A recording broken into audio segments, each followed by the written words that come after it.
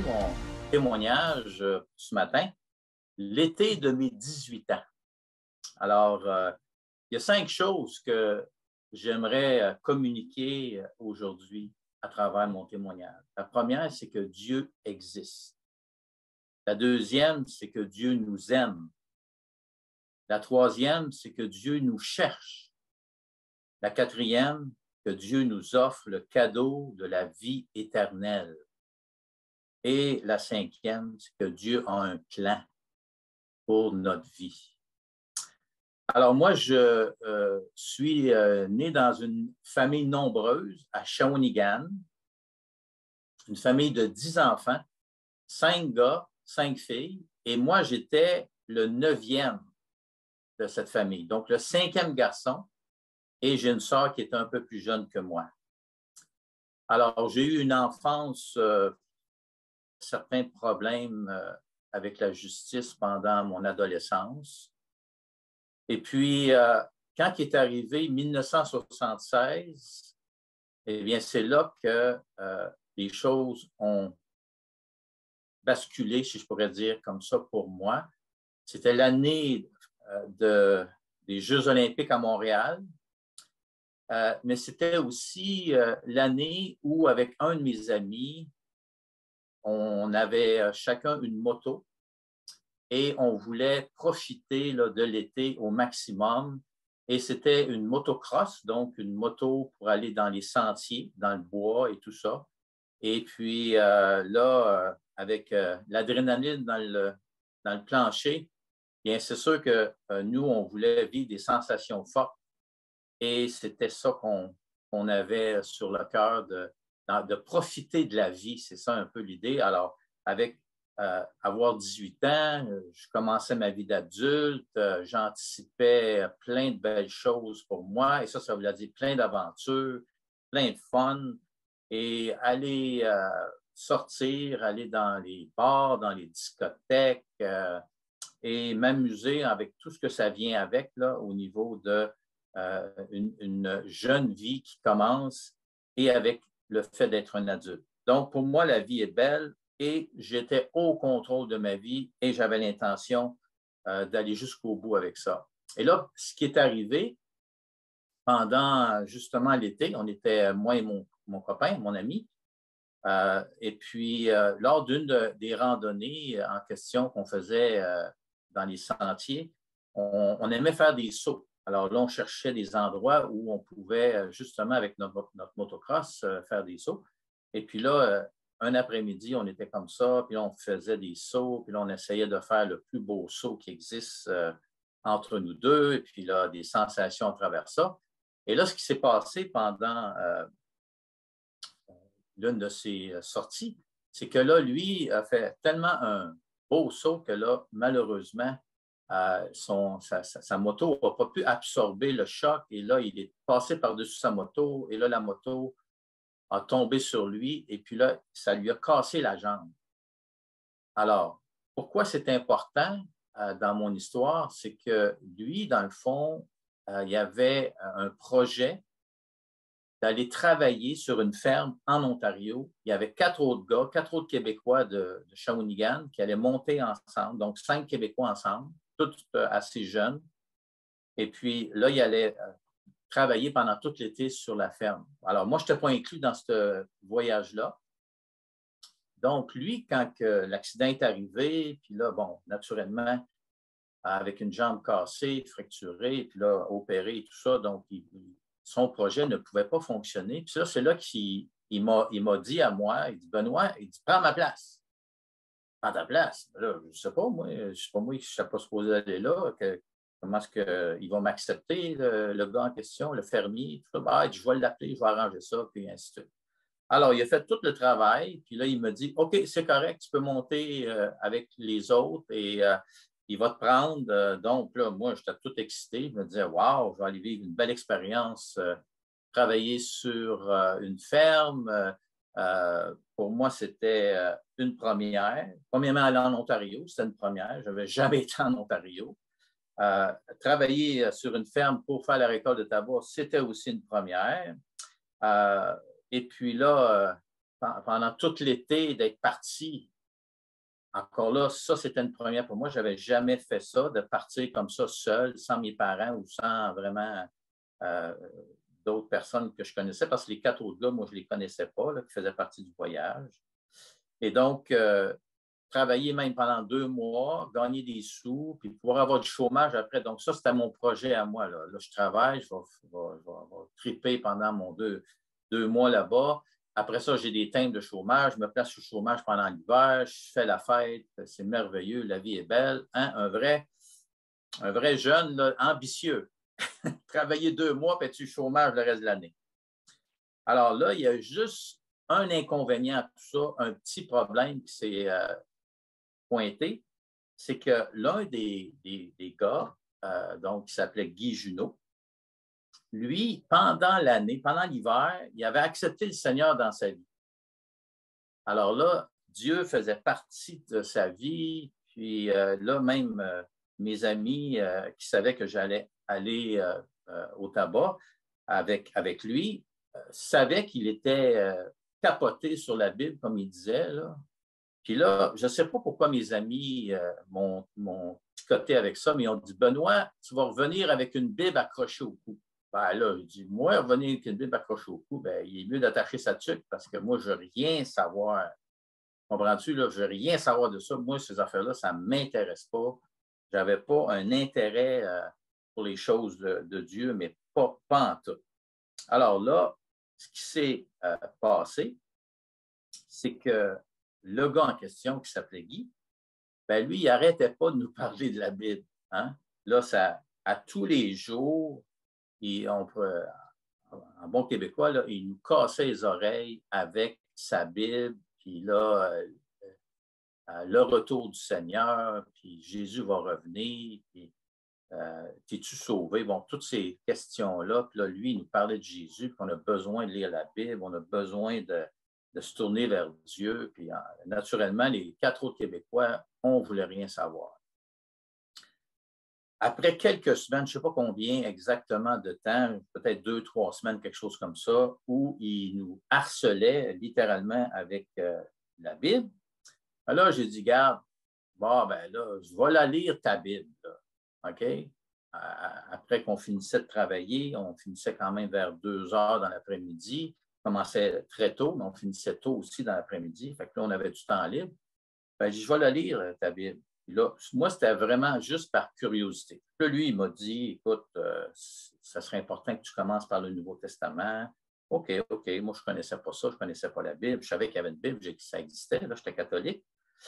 Et là, la petite chose que je faisais aussi à ce moment-là, parce que, vous savez, j'ai 18 ans, moi, je découvre la vie, j'ai du fun, je veux profiter pleinement. Fait que donc, moi, je fumais du hash à l'époque, ce qui est comme de la résine de cannabis. Donc, on était en 1976 et là, je fumais ma pope de hash, je m'installais dans mon lit et là, j'ouvrais la Bible, puis là, j'ai commencé à lire. Alors là, comme je dis, des fois, j'avais la tête dans les nuages parce que là, j'étais gelé comme une balle. J'avais les 2 pieds dans un champ de tabac et j'avais le nez dans la Bible. Donc, ça fait toute une mixture. Et là, ce qui est arrivé, c'est que en lisant, ce que je me suis rendu compte, c'est que la Bible était actuelle. Ce n'était pas comme un vieux livre désuet, là. Parce que quand je lisais, plus je lisais, je me suis aperçu que la Bible parlait des choses d'aujourd'hui. Et ça a commencé à me chicoter. Fait que là, je suis passé, je pourrais dire ça comme ça, intérieurement, là, d'un jeune homme assoiffé d'aventure et indifférent aux choses de Dieu à un lecteur curieux. Puis, quand je suis arrivé dans l'Évangile de Matthieu, parce que j'ai commencé par l'Évangile de Matthieu, mais je suis arrivé au chapitre 24, et là, j'ai lu le verset 3, où Jésus dit, où ça dit, en tout cas, les disciples demandèrent à Jésus, quel sera le signe de ton avènement et de la fin du monde? Donc là, moi, je ne savais même pas que la Bible parlait de ces choses-là. Puis là, c'est là que j'ai vu que la Bible parlait des choses quand même qui sont actuelles. Et là, la réponse que Jésus avait donnée, c'est « Vous entendrez parler de guerre et de bruit de guerre. Une nation, ça c'est le verset 6, et le verset 7, une nation s'élèvera contre une nation, et un royaume contre un royaume, et il y aura en divers lieux des famines et des tremblements de terre. Là, il faut que je vous dise, nous, à chaque jour, là, autrement dit, on avait un petit bunker là, où on couchait. Ça, c'était juste des lits. Il y avait une douche qui était dans une serre avec un espèce de gros tonneau. Là, puis là, c'est le soleil qui réchauffait l'eau. Fait que là, on se dépêchait justement pour qui va prendre sa douche en premier parce qu'à un moment donné, on arrivait et il n'y avait plus d'eau chaude. Là. Mais on mangeait chez le fermier. Donc, lui, il y avait un endroit là, avec une grande table, puis on mangeait là. Mais là, moi, à chaque jour après ça, où j'allais à la radio, le midi et le soir, pendant les repas, là, ça parlait d'un tremblement de terre à quelque part, ça parlait d'une guerre qui venait de commencer ou d'une famine à quelque part dans le monde, un peu comme on entend encore aujourd'hui, là, comme là, qu'est-ce qui se passe présentement en Ukraine et à d'autres endroits là, où il y a justement des cataclysmes, des inondations, des choses comme ça. Et c'est là que là, j'ai dit, wow, sac à papier, ça parle de ça dans la Bible. Là, c'est comme, vous comprenez, là, ça commençait déjà à me travailler à l'intérieur. Et là, je suis passé, je dirais ça comme ça, d'un lecteur curieux à un lecteur méticuleux. J'ai mis de côté ma dose quotidienne de H. C'est pour vous dire à quel point là, j'étais interpellé intérieurement. Et là, je voulais lire la Bible, mais sans aucune distraction, sans aucune... pas sous l'influence de quoi que ce soit. Puis là, tout à coup, je vous le dis, là, c'est comme si j'étais encore là, je me rappelle que ce que Jésus était, ça me sidérait, ça me fascinait. Là, il n'était pas le Jésus que je m'étais imaginé ou j'avais entendu parler quand j'étais enfant. Parce que le Jésus du Nouveau Testament, là, il m'interpellait, puis pas qu'un peu, et justement, à cause de son amour pour les autres, que je voyais là, dans l'Évangile, son authenticité, sa franchise, son non-conformisme avec la culture de l'époque, et même, je dirais, son dégoût pour les prétentieux et les superficiels, ceux qui se pensent meilleurs que les autres. Et moi, comme jeune homme, ça me montrait quelque chose de Jésus qui était comme vrai, qui était spécial. Là, c'est comme si, je comprends que Dieu travaillait dans mon cœur maintenant, là, mais c'est comme si là, tout à coup, la Bible est devenue pour moi, là, à mes yeux, c'était vraiment le livre de Dieu. Et que ce que la Bible disait, c'était vrai. C'est un livre pas comme les autres, un livre qui dit la vérité, un livre qui contient le message de Dieu pour l'humanité. Et, comme j'ai mentionné, surtout le livre qui nous présente une personne qui est Jésus-Christ lui-même, celui même qui a dit dans l'Évangile de Jean, chapitre 14, verset 6, « Je suis le chemin, la vérité et la vie, et nul ne vient au Père que par moi. » Alors là, d'un jeune homme indifférent aux choses de Dieu, à un lecteur curieux, à un chercheur méticuleux, je me suis retrouvé devant la décision la plus importante de toute ma vie.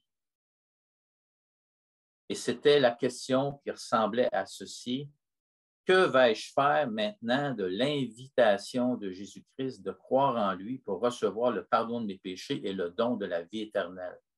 Parce que l'ami en question, Guy, lui, il ramenait ça tout le temps à ça. Pourquoi Jésus est mort? Il est mort pour nous sauver.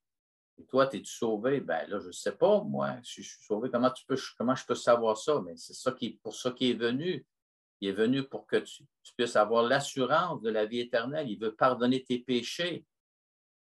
Il veut te donner la vie éternelle. Alors là, c'était comme, ah ouais, là, moi, j'étais vraiment à ce point-là, là, j'étais intérieurement très travaillé.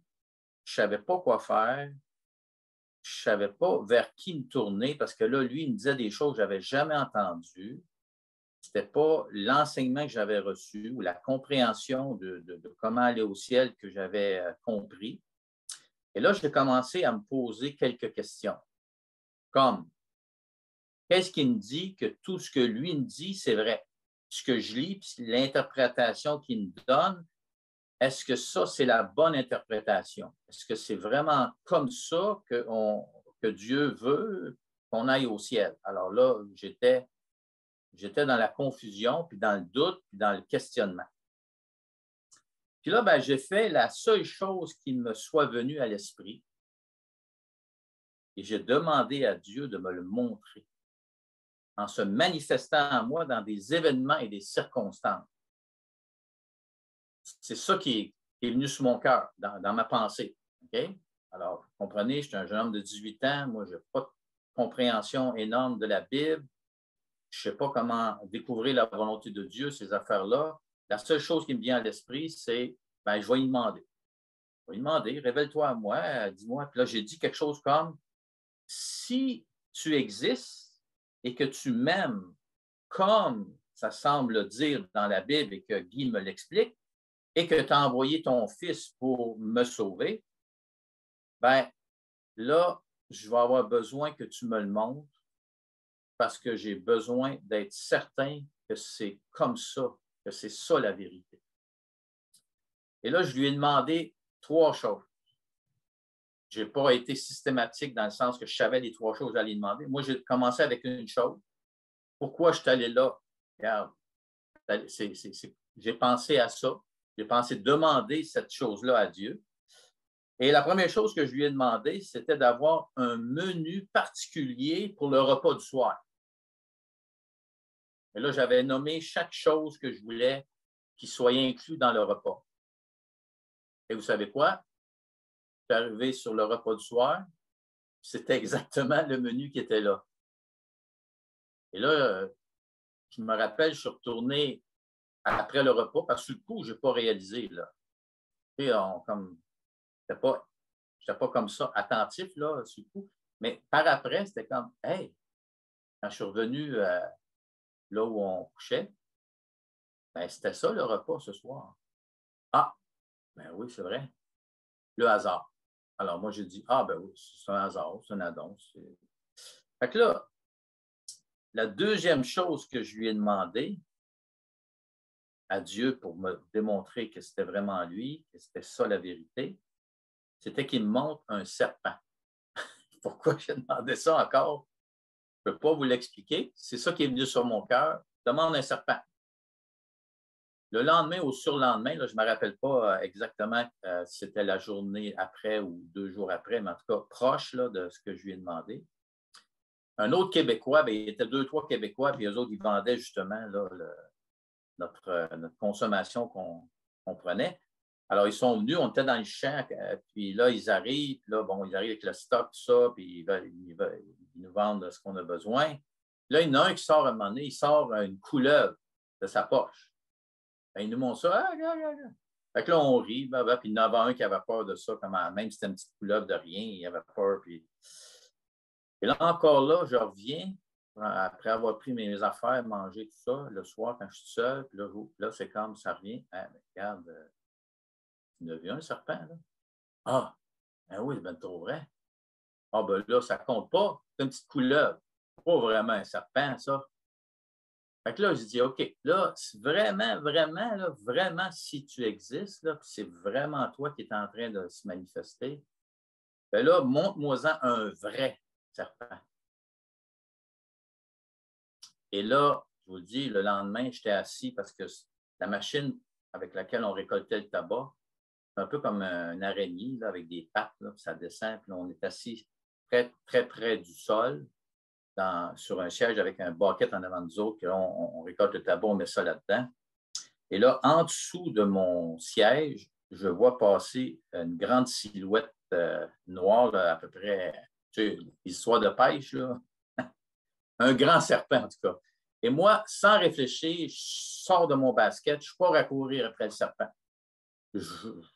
Encore là, je n'ai pas réfléchi 2 secondes. Je cours, puis là, à un moment donné, à travers naturellement les plants de tabac, et là, je m'enfarge, et puis là, je tombe à terre, et le serpent, en même temps, se revient de bord, puis là, il se lève comme ça, puis là, il fait son... Parce que là, il a peur. Et là moi, j'ai reviré de bord, puis je suis parti. Et là, finalement, le fermier est venu, lui, plus tard, puis là, il a réussi à le retrouver, le serpent, puis il a coupé la tête, puis il nous l'a emmené, il nous l'a montré, tout ça. Mais là, le soir, quand je suis encore là seul, dans mon lit, en train de lire la Bible, là, la pensée me revient et là, ça me dit encore là, maintenant, est-ce que ça compte, ça? C'en était-tu un serpent? Et là, je peux vous dire que moi, je ne vais pas parler de ça à personne. C'était juste entre moi et Dieu. Mais dis ça aux autres qui étaient là, même pas celui qui me parlait du Seigneur. Fait que c'était là, à un moment donné, c'était comme 1, 2, 3. Là c'est comme OK. Là, Dieu, tu as mon attention. Là, j'ai besoin que tu me rencontres. Et là, c'est là que le gars qui nous parlait du Seigneur, il m'a offert à moi, puis à un autre Québécois qui était là, qui avait un intérêt pour la Bible. Il dit, regarde, moi, je suis un nouveau, là, je ne connais pas tout encore de la Bible, je ne pourrais pas vraiment bien vous expliquer puis bien répondre à vos questions. Mais j'ai rencontré quelqu'un parce que lui allait à l'église le dimanche, à une église en Ontario. Là, on était dans la petite ville de Tillsonburg. Il dit, j'ai rencontré quelqu'un, il parle français, il pourrait venir, puis lui, il va être capable de répondre à vos questions puis vous expliquer comment vous réconcilier avec Dieu. Fait que, OK, là, il est venu un dimanche après-midi. C'est notre seul jour de congé. Fait qu'il est venu nous rencontrer à notre bunker. Là. Et là, il a commencé à nous présenter. Souvent, on fait référence à ça comme étant le plan du salut. Et là, il a été d'une façon ordonnée, systématique. Premièrement, comme Romains 3, 23, où tous ont péché, car tous ont péché, sont privés de la gloire de Dieu. Il nous a expliqué. Là, il demandait as-tu fait des péchés? Ben oui, c'est sûr, j'ai fait des péchés. Ben oui, ah oui, absolument. OK, fait que regarde, Dieu dit tu es privé de sa gloire. Fait que si tu meurs comme ça aujourd'hui, ben, tu serais privé de sa présence. OK. Ensuite, Romains 6, 23, le salaire du péché, c'est la mort.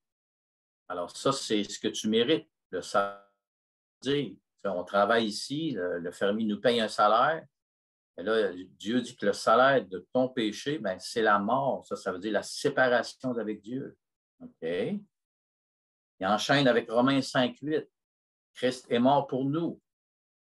Mais Dieu prouve son amour envers nous en ce que lorsque nous étions encore des pécheurs, encore des ennemis de Dieu, on pourrait dire, des gens pas intéressés à Dieu, qui rebellent à Dieu, bon, autrement dit qu'on était dans cette condition-là de péché, mais là, à ce moment-là, Christ est mort pour nous.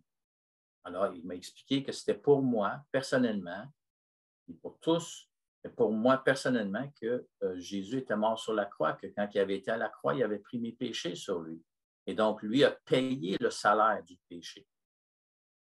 Et là, il enchaîne avec Acte 2, 38, où Pierre, s'adressant à ses compatriotes juifs, en leur disant « Repentez-vous et que chacun de vous soit baptisé au nom de Jésus-Christ pour le pardon de vos péchés et vous recevrez le don du Saint-Esprit. » Et là, il m'expliquait l'importance de me repentir. Ça voulait dire d'accepter le fait que j'étais un pécheur et que là, je vivais sans Dieu et que là, ben, je devais me tourner vers lui parce que là, il avait donné son Fils à la croix pour que je puisse être réconcilié, avoir le pardon de mes péchés et que là, ma vie, maintenant, allait prendre un autre virage. Donc, la repentance, c'était de changer de direction maintenant en suivant Jésus-Christ, en lui donnant ma vie parce que lui avait donné la sienne pour moi à la croix. Alors là, est-ce que j'étais prête à renoncer à la vie que je menais jusqu'à là? Puis là, vous pouvez imaginer, j'ai 18 ans. Là. Moi, j'avais la vie devant moi. J'étais assoiffé là, de vivre et Dieu ne faisait pas partie là, de mon plan, pas en tout, mais pas une seconde. Donc là, c'était comme OK. Et là, finalement, il a enchaîné avec le dernier point qui était le fait que je pouvais recevoir tout ça par la foi. Le don de la vie éternelle, le cadeau de Dieu, je devais le recevoir par la foi. Comme Éphésiens 2, 8 et 9, c'est par la grâce que vous êtes sauvés, le moyen de la foi. Ça ne vient pas de vous, c'est le don de Dieu, c'est point par les œuvres afin que personne ne se glorifie. Et là, la question qui est venue vraiment tout bouleverser pour moi, c'était, et là, il m'a posé cette question-là comme ça, veux-tu, ou il l'avait mis au pluriel, voulez-vous recevoir Jésus-Christ comme votre sauveur personnel? Et là, celui qui était avec moi, lui, a dit oui tout de suite.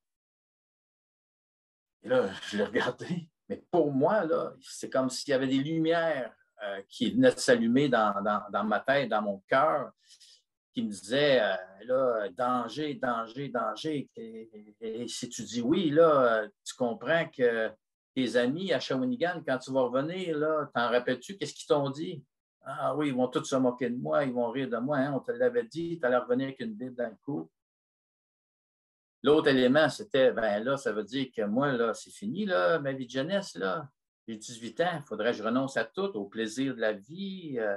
Et là, c'était un peu comme l'image d'être enfermé dans une garde-robe. Si je dis oui à l'offre de Jésus, ben, c'est ça. J'ai plus de vie. Là, et là, vous comprenez comment c'était bouleversant intérieurement. Par contre, si je dis non, lui a dit oui, mon ami, là, ben, celui qui était avec moi là-bas, lui, il va aller au ciel, mais moi, je m'en vais en enfer. J'étais convaincu de ça. Là. À ce moment-là, là, je savais que c'était la vérité. Je savais que j'étais un pécheur. Je savais que Jésus était mort sur la croix et je savais que sans Jésus, je n'aurais pas le pardon de mes péchés. Et que ça voulait dire que ce qui m'attendait, là, le moment où j'allais mourir, j'allais être loin de Dieu pour l'éternité. Et je croyais qu'il y avait un ciel, puis je croyais qu'il y avait un enfer aussi. Alors là, qu'est-ce que je vais faire? Et là, après cette lutte intérieure, ben là, j'ai dit, vous savez ce que j'ai dit?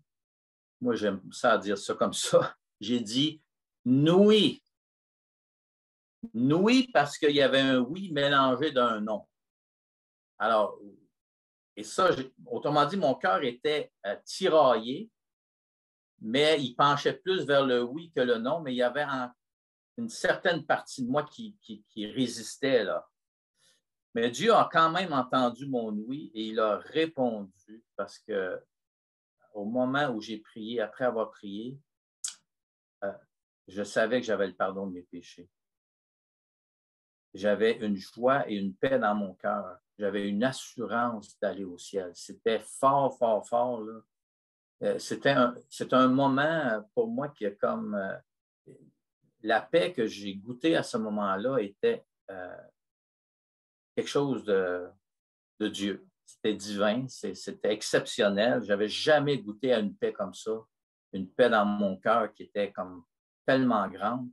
Puis ce qui est venu aussi suite à ça, avec cette paix-là, cette joie, puis cette certitude de mon salut, ça a été un grand fardeau d'annoncer Christ à ma famille et à mes amis. C'est comme là, moi, c'était, hey, il faut que je leur dise ça. Il faut que je le dise à mes amis.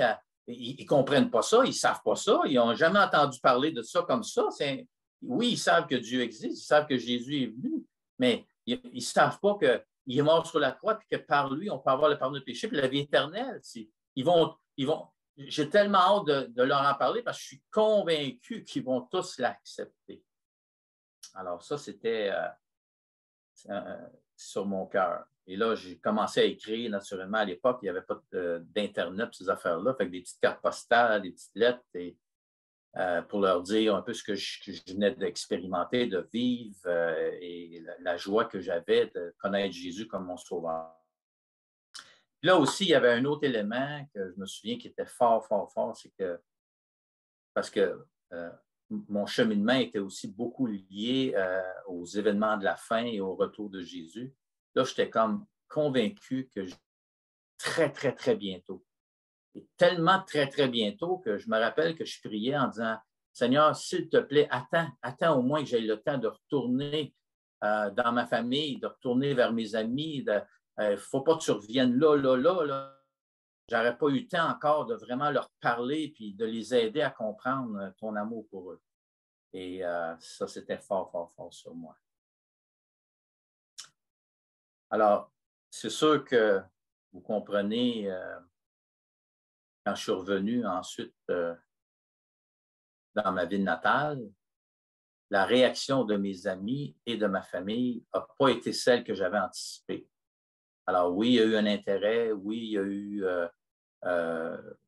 certaines personnes dans ma famille, tout ça, qui ont été ouverts, qui sont venus à l'église aussi. Même une de mes sœurs a été baptisée par immersion là, après avoir confessé le nom de Jésus. Il y a eu un de mes amis à un moment donné qui cheminait vraiment avec Dieu, puis il lisait la Bible, tout ça. Mais à un moment donné, il est venu vers moi, puis il dit, Benoît, il dit, non, il dit finalement, moi, je n'embarque pas là-dedans. Qu'est-ce qui se passe? Ah, j'ai essayé d'en parler autour de moi, mais les gens, ils veulent pas croire à ça. Il dit, moi, ben, quand je vois que les gens ne sont pas intéressés, ça m'intéresse. Dans le fond, lui, il n'avait jamais vraiment accepté le Seigneur là, comme son sauveur. Mais... Alors, tout ça pour dire que ça a été comme pour moi une réalité là, que parler de Dieu, parler de l'amour de Dieu, c'est vraiment quelque chose qui n'est pas nécessairement populaire. Alors, c'est là qu'on voit que, en tout cas, dans mon cas, j'ai vu que Dieu existait. Et c'est un peu ça mon témoignage. Dieu existe vraiment.